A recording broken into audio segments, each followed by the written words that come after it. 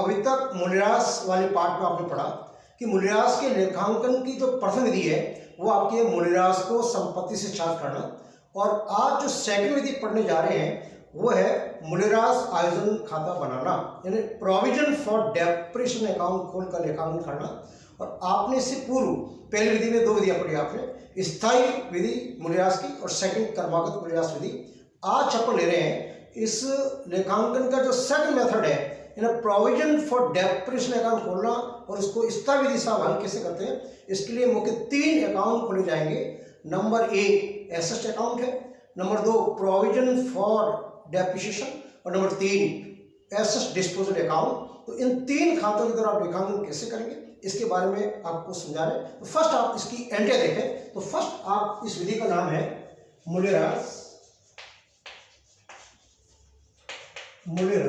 आयोजन या प्रावधान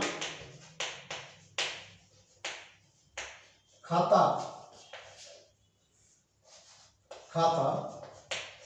खोलकर लेखांकन करना। अब इसकी जो मुख्य एंट्री है, सबसे पहले जब भी आप संपत्ति परचेज करते हैं, संपत्ति से एंट्री, संपत्ति क्रय करने पर संपत्ति क्रय करने पर एसेट अकाउंट दिया टू बैंक या टू कैश, एसेट अकाउंट दिया टू बैंक। अब ध्यान देना, अब आपको क्या है इस विधि के अंतर्गत आपको मूल्यह्रास को ट्रांसफर करना पड़ेगा प्रोविजन फॉर डेप्रिसिएशन के अंदर। नंबर 2 मूल्यह्रास का प्रावधान करने पर या आपको प्रतिवर्ष एंट्री करनी पड़ेगी। डेप्रिसिएशन अकाउंट दिया, डेप्रिसिएशन अकाउंट दिया टू प्रोविजन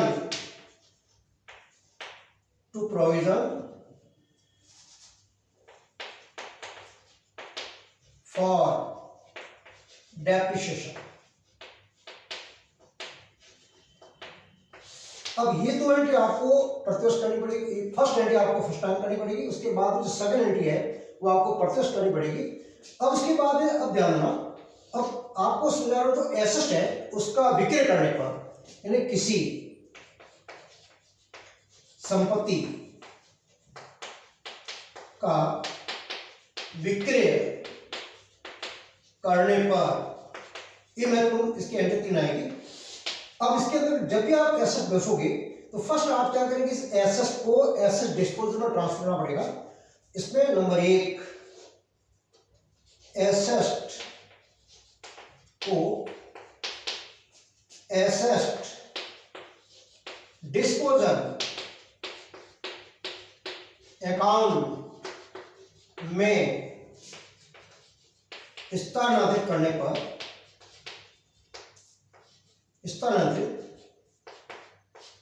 पर यहां करेंगे एसेट, एक नया खाता खुलेगा, एसेट डिस्पोजल अकाउंट दिया टू एसेट। इससे क्या होगा, जो संपत्ति आप विक्रय करने जा रहे हैं वो संपत्ति अकाउंट क्लोज हो जाएगा। अब उसके बाद में जो सेकंड एंट्री आपने की है, डेप्रिसिएशन अकाउंट या प्रोविजन फॉर डेप्रिसिएशन, जो अकाउंट आपने खोला है, जिस विधि का नाम यही है कि प्रोविजन फॉर डेप्रिसिएशन अकाउंट को डिस्पोजल अकाउंट में ट्रांसफर करना पड़ेगा। तब आप एंट्री करेंगे provision for disposal, provision for depreciation, provision for depreciation account दिया टू एसेट डिस्पोजल, जो संपत्ति का नाम होगा एसेट डिस्पोजल, संपत्ति निपटारा खाता या संपत्ति विक्रय खाता। अब आप क्या करेंगे, संपत्ति बेच रहे हैं, बैंक अकाउंट दिया,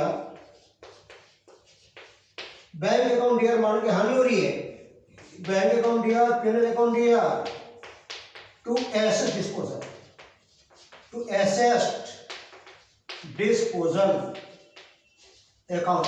ये एंट्री आपकी है, पुनः सुनिए, जब भी आप एसेट परचेज करेंगे एसेट अकाउंट या बैंक संपत्ति से एंट्री है।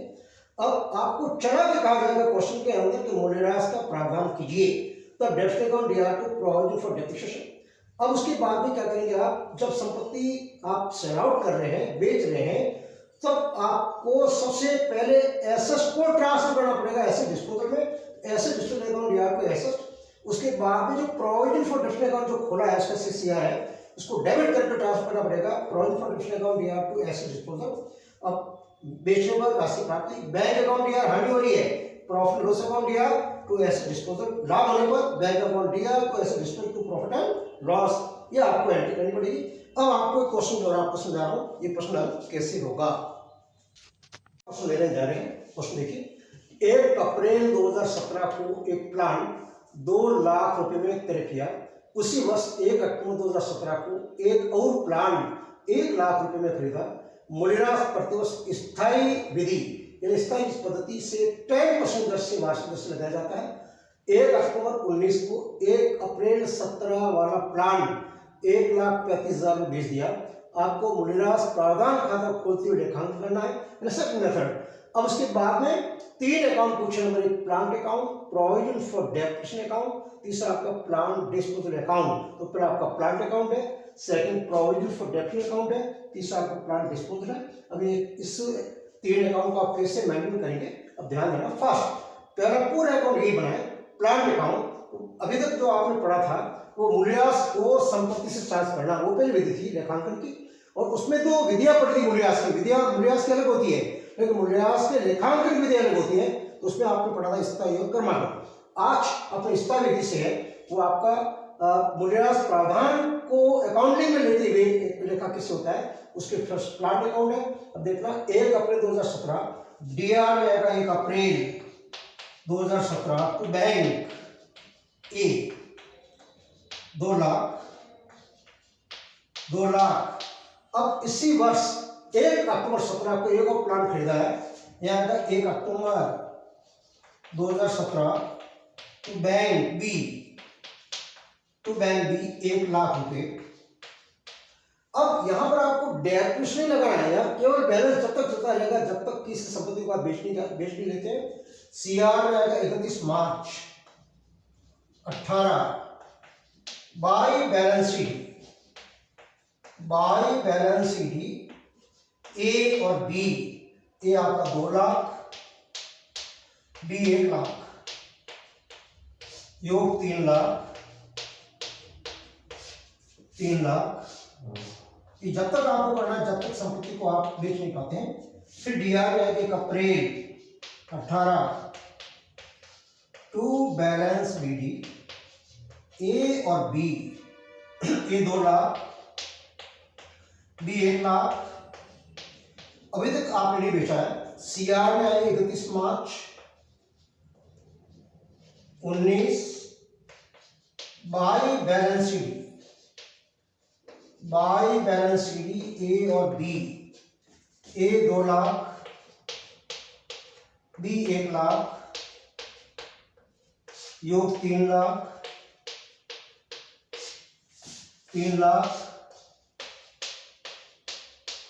1 अप्रैल 19 टू बैलेंस बीडी ए और बी, ए 2 लाख, बी 1 लाख। अब इस वर्ष से आप बेच रहे हैं 1 अक्टूबर 19 को 1 अप्रैल 17 वाली मशीन 1,35 बेची है। अब इसका लेखा कैसे करेंगे, अभी रुको, इसके बाद आप तैयार कीजिएगा प्रोविजन फॉर डेप्रिसिएशन अकाउंट या ध्यान खास सीआर में। फर्स्ट आप देखिए इसमें स्थायी विधि से आपको मूल्य लगाना है, यहाँ लगा देते हैं ए 2 लाख का 10% साल का होगा 20,000 रुपये आपका डेप्रिसिएशन है, और बी का 1 लाख का 10% 1 वर्ष का होगा 10,000 रुपये। ये टिप्पणी आपकी है, ये आपका डेप्रिसिएशन मूल्यह्रास प्रति वर्ष, ये स्थायी विधि है, ये ध्यान रखना। अब आप आइए सेकंड अकाउंट में आइए। सीआर में 31 मार्च 18 1 अप्रैल 17 से 31 मार्च 18 1 वर्ष हुआ बाई डेप्रिसिएशन ए और बी। अब याद रखना ए 2 लाख का 10% 1 वर्ष का 1 अप्रैल 17 टू 31 को 18 1 साल हुआ 20,000, जबकि बी का 10,000 एक वर्ष का है, जबकि आपने बी परचेज किया 1 अप्रैल 17 से 31 मार्च 18 6 महीने की, 6 महीने का होगा आधे साल का 5,000, ये 5,000 योग कीजिए 25,000, डीआर में आइए 31 मार्च 18 टू बैलेंस सीडी ए और बी, ए 20,000, बी 10,000, योग कीजिए 30, सॉरी बी 5,000, योग कीजिए 25,000, बैलेंस को फॉरवर्ड कीजिए 1 अप्रैल, इतना ध्यान रखना कि प्रोविजन फॉर डेबिट अकाउंट किससे सीआर होता है 1 अप्रैल 18 बाय बैलेंस बीडी ए और बी, ए का 20,000, बी 5,000। अब आप सेकेंड ईयर का डेप्ट लगाइए। अब याद रखो ये बेचा आपने कब है 30 वर्ष बेचा है, यहाँ ये 31 March 19 bye depreciation, bye depreciation ए और बी, ए आप जानते हैं 20,000, बी 10,000, ये स्थायी विधि है। स्थायी विधि के अंतर्गत पूरे साल का डेप्रिसिएशन में कोई चेंज नहीं होगा, वही होगा। पहले साल 20 था, ये 20 है, ये आधे साल का 6 महीने का था, ये 6 महीने का बैलेंस है, ये 1 वर्ष का है। अब यहां दीजिएगा इसमें to balance sheet 31 March 19 to balance sheet A और बी। अब याद है ना जुड़ेगा 20 और 20 40, ए होगा 40,000 और बी 5 और 10 15,000, 15,000 योग कीजिए 25 और 30 55,000, 55,000 बैलेंस ट्रांसफर कीजिए 1 अप्रैल 19 बाय बैलेंस बीडी ए और बी, ए का बैलेंस है 40,000, बी का बैलेंस है 15,000। इसका यह आशय है कि अभी तक आपके 2 साल का है, 2 साल का ए का जो कुल मूल्यह्रास एकत्रित है 40,000 है, बी का 1.5 साल का है 5 और 15,000 है। अब आपको ये बोला है इस क्वेश्चन के अंदर इसमें 1 अक्टूबर 19 को 1 अप्रैल 17 वाला प्लान 1.35 बेचा है। अब यहाँ ये फर्स्ट 1 अक्टूबर 19 बाय डेप्रिसिएशन ए। अब यह देखना 1 अप्रैल से 1 अक्टूबर आपकी 6 महीने हुए, 6 महीने का ए का होगा 10,000 रुपये, ए का 10,000, साल का 20,000 है, आधे साल का 6 महीने का आपका 10,000 होगा। अब इसको ट्रांसफर कीजिएगा यहाँ 1 अक्टूबर 19। अब जो ए का डेप्ट 40 से 50, ये 50,000 पे ट्रांसफर होगा to plant disposal account, to plant disposal A, कुल मूल्यह्रास होगा 50,000। ये 50,000 रुपये है, तीसरे अकाउंट में ट्रांसफर होगा। 40,000 2 साल का है और 6 महीने का 10,000 है, कुल 50,000 बना है। ये 50,000 रुपये प्लांट डिस्पोजल में ट्रांसफर होगा। अब उसके बाद में आइए इस प्लांट अकाउंट के अंदर आइए आप, प्लांट अकाउंट के सीआर में 1 अक्टूबर 19 ये जो आपका 2 लाख रुपये ट्रांसफर होगा प्लांट डिस्पोजल अकाउंट में, यहाँ पर by plant disposal account 2 lakh रुपये। इससे क्या होगा, एक प्लांट खत्म हो जाएगा, ए लगा दो फर्स्ट में, और उसके यहाँ 31 मार्च 20 बाई बैलेंस शीट बी 1 लाख मौजूद है, पड़ा है 1 लाख, योग 3 लाख और योग कीजिए 3 लाख रुपये। ये आपका प्लान अकाउंट है। अब आप आइए इसमें मूल्यह्रास, ये प्रोविजन फॉर डेबिट अकाउंट में आइए, इसको कंप्लीट करके इस बात समझाना। 31 मार्च 20 बाय डेप्रिसिएशन बी। अब जानते हैं बी का 1 साल का 10,000। अब आप देखिए 15 + 25 ये बैलेंस आएगा 31 मार्च 20 टू बैलेंस CD और B अभी मौजूद है। B का 15,000 अभी तक पिछले 1.5 साल का है और 10,000 इक्वल 25,000, ये 25,000, इसका योग कीजिए 75,000, इसका योग संभाले 40, 50, 60, 70, 75,000। अब आपको समझा रहा हूं खास प्लांट डिस्पोजल अकाउंट कैसे बनेगा। तो फर्स्ट आप देखिए प्लांट अकाउंट के सीआर में 1 अक्टूबर 19 को आपने लिखा है बाय प्लांट डिस्पोजल ए। तो एंट्री बनेगी प्लांट डिस्पोजल अकाउंट या टू प्लांट, यहां आएगा 1 अक्टूबर जो बेचा उसको टू प्लांट ए, यहां ये लगा दो ए डिस्पोजल है। अब यहां आएगा 2 लाख रुपए। करना क्या है आपको, जो एसेट अकाउंट के सीआर में जो बैलेंस चल रहा था डीआर में जो 2 लाख वो ट्रांसफर होगा प्लांट डिस्पोजल अकाउंट के 2 लाख और प्लांट के बैंक को प्लांट के 2 लाख। अब आपने प्रोविजन फॉर डेप्ट अकाउंट के जो एक प्लांट का एकत्रित मूल्यह्रास है जिसको आपने ट्रांसफर किया है 50,000 रुपए, कुल मिलाकर आपका 2.5 साल का होगा। पहले साल का 20, सेकंड का 20 ऐसा विधि है, फिर आधे साल का 10-50 और ये 50,000 रुपए सीआर ट्रांसफर होकर स्टार्ट होता है 1 अप्रैल 17 से 1 अक्टूबर 19 तक कुल 2.5 साल हुआ है।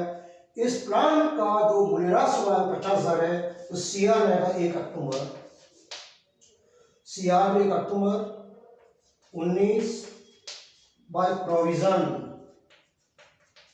Provision for depreciation 50,000। अब आप देखिए क्वेश्चन के अंदर हम बेचा कितने में है 1.35 में, तो सीआर में आएगा 1 अक्टूबर 19 बाय बैंक 1,35,000। अब आप समझे बात को, 2 लाख का प्लान था, इसका उपयोग करते करते 2.5 साल तक डेप्रिसिएशन होगा 50,000 रुपए, 1.5 लाख इसका मूल्य बचा। 1.5 लाख की चीज बेची आपने, 1.50 की ऐसे बेची 35 में, बाकी आनी भी by P&L loss, by profit and loss हानि भी 15,000, ये 15,000 इसका योग कीजिए 2 लाख रुपए। तो 2 लाख के प्लान पर हमने जो प्रोविजन फॉर डेप्ट के रूप में 50,000 रुपए इसका मूल्यह्रास हुआ है, घटाइए 1.50 की संपत्ति बेची 1.35 में, बाकी 15,000 कंपनी के आपका लॉस है बाय प्रॉफिट एंड लॉस, कुल योग आएगा 2 लाख। अब आप एक बार इसका रिवीजन कर लें अच्छे से। तो फर्स्ट आप देखिए आपने पढ़ा मूल्यह्रास के लेखांकन की विधियां होती है। नंबर 1 मूल्यह्रास को संपत्ति से चार्ज करना और नंबर 2 होता है मूल्यह्रास प्रावधान करके लेखांकन करना। आज हम पढ़ने जा रहे हैं मूल्यह्रास आयोजन खाता खोल का प्रावधान करके हम लेखांकन कर रहे हैं। इसके अंदर 3 अकाउंट हमेशा खुलेंगे। नंबर 1 संबंधित एसेट अकाउंट है, प्रोविजन फॉर डेप्ट अकाउंट है और तीसरा होगा संबंधित जो एसेट है उसका डिस्पोजल अकाउंट। अब इसके अंदर जो प्लांट अकाउंट जो आपने पहला खोला है इसमें पहले साल में आपने 2 एसेट्स कर दिए हैं, एक प्रारंभ में 6 महीने के बाद में, तो दोनों को आपने टू बैंक ए और बी इस तरह बैलेंस चलता रहेगा। और ठीक 2.5 साल बाद आपने एक प्लांट बेचा है तो इस प्लांट अकाउंट के सीआर में आएंगे 1 अक्टूबर 19 को बाय प्लांट डिस्पोजल अकाउंट में ट्रांसफर में 2 लाख, ये 2 लाख रुपये ट्रांसफर कर दिया। अब आपने अकाउंट खोला प्रोविजन फॉर डेप्ट, इसके अंतर्गत आपको प्रतिवर्ष डेप्रिसिएशन का समय का ध्यान रखते हुए आप लगाएंगे। इसमें ए का पहले साल का 1 साल का 20,000 है, बी का 6 महीने का 5,000 है, इस तरीके से बैलेंस 20-5 और सेकंड ईयर का 20 और 10 ये आपके 1 साल का है और कुल एकत्रित मूल्य 40 और 15 बैलेंस को फॉरवर्ड किया 40-15 और 1 अक्टूबर 19 को ए बेचा आपने तो ए का रहेगा 6 महीने का 10,000 होगा, साल का 20,000 है, इसका विधि है 10,000। अब यहाँ आइए 40 से 50 ये 50,000 रुपये आप ट्रांसफर करेंगे प्लांट डिस्पोजल ए में, जबकि बी प्लांट मौजूद है, साल का 10,000 है, 10 और 15 25 तक हुआ मूल्यह्रास। अब यहाँ प्लांट डिस्पोजल अकाउंट में क्या करेंगे, इस प्लांट अकाउंट के सीआर जो प्लांट डिस्पोजल लिखा है उसके डेबिट में आएगा तो प्लांट 2 लाख और मूल्यह्रास इसका 50,000 तक लग चुका है, इस 50,000 को आप ट्रांसफर करेंगे इस प्लांट डिस्पोजल अकाउंट के सीआर में और 1.35 बेचा जाए और बाय P&L लॉस डिफरेंस आएगा 15,000। इस तरीके से मूल्यह्रास के लेखांकन 2 विधियां हुई। नंबर 1 मूल्यह्रास को संपत्ति से चार्ज करना, नंबर 2 मूल्यह्रास आयोजन खाता खोल कर लेखांकन करना। ये तो है मूल्यह्रास के लेखांकन विधियां। अब मूल्यह्रास की विधियां कौन सी होती है, 2 होती है मुख्य, इसमें नंबर 1 स्थायी किस पद्धति और नंबर 2 क्रमागत मूल्यह्रास विधि। तो हमने सेकंड मेथड का उपयोग करके और स्थायी किस पद्धति से इसको किस तरीके से हल करेंगे, अकाउंटिंग करेंगे, उसको हमने समझाया। कल इसी प्रकार के क्वेश्चन को और लेंगे, इसको थोड़ा अध्ययन करें, फर्स्ट एंट्री देखें, उसके बाद इसको कैसे 3 अकाउंट खोले कल और लेंगे। धन्यवाद।